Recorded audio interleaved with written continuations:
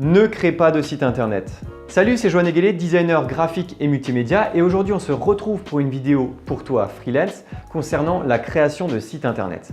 Et là tu vas justement me dire mais oulala, qu'est-ce qu'il nous raconte? Alors cette vidéo va notamment être utile pour les freelances qui débutent leur activité ou qui n'ont pas encore de site internet. Ce sera essentiellement une vidéo de motivation pour te montrer qu'il y a d'autres choses plus importantes à gérer et on va voir ça en 3 points. Le premier va à l'essentiel. Alors tu es certainement freelance, seul, indépendant, tu n'as pas forcément de réseau ou tu n'es pas en collaboration avec d'autres personnes avec qui créer ce site internet. Donc ton temps est littéralement compté, que ce soit la production, la prospection ou les formations. Alors du coup, il faut bien que tu saches le retour sur investissement de chacune de tes actions.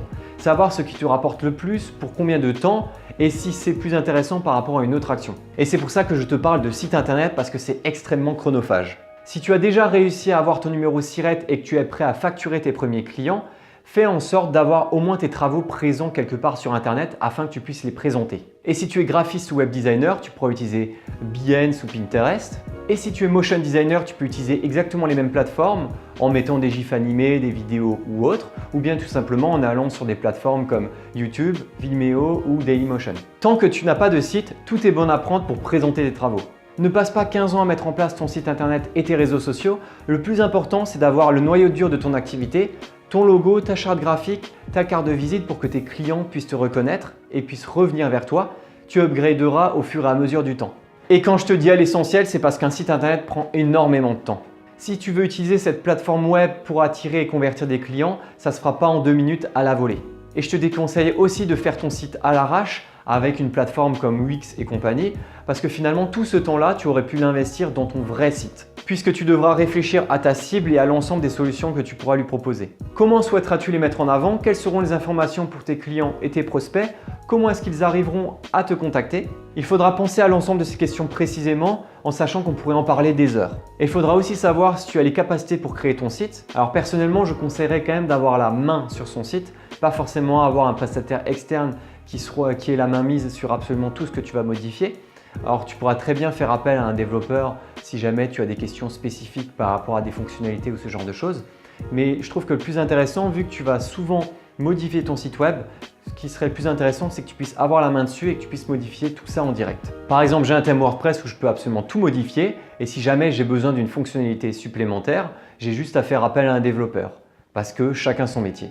J'avais d'ailleurs un client qui m'avait demandé combien pouvait coûter le site web d'un freelance créatif. Et quand je lui ai dit que ça pouvait coûter plusieurs milliers d'euros, il semblait choqué, mais c'est tout à fait normal. Entre le copywriting, ton positionnement, tes solutions marketing, l'arborescence de ton site, l'ensemble du contenu, ça devient un véritable e-commerce avec l'ensemble des articles que tu as à proposer. Surtout si tu comptes chacune des pages individuelles qui présentent tes projets. Alors dernier point, bien entendu, il y a un risque. Tout simplement si tu as trop de clients. Et tant mieux pour toi, parce qu'ensuite tu n'auras plus le temps de travailler sur ton site web. Alors après on a toujours le temps, mais tu n'auras pas forcément envie d'allouer davantage de temps à la création de ton site web si déjà ton activité principale te prend autant de temps. Dans ce cas, tu as 2 options qui s'offrent à toi. Soit tu retardes le début de ton activité et tu bosses sur ton site internet, ce que je ne conseille pas forcément. Soit tu bosses sur ton site web en alterné avec ton activité, en sachant qu'en freelance, sur 20 jours ouvrés, on ne bosse certainement que 10 ou 15 jours maximum. Donc tu as toujours le reste des jours, soit pour te former, soit pour travailler sur ton site internet et le mettre à jour.